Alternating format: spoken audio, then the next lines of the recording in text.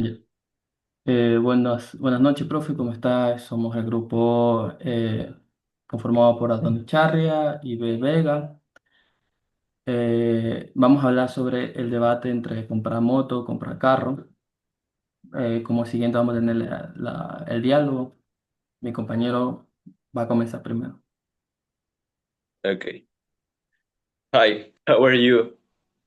Hello, I am doing great, and you? I am doing great too. Look, I've been thinking about these opinions. Which do you think is better to have a motorcycle or a car? Well, if work and you, I am good by moto. Okay, why will you buy it?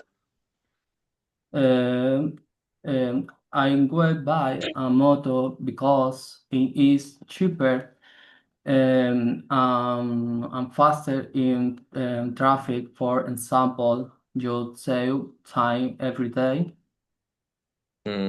Are you sure you want a motorcycle? Of car, Okay, if I were you, I will not do that. Instead, will you buy a car? why? Okay, it would be better if you buy a car because it is safer and more comfortable for long trips. Okay, I am sick. I will change my mind, and now I going to buy a car. That is a good idea. I think you made the right choice. Okay, thank you. Bye.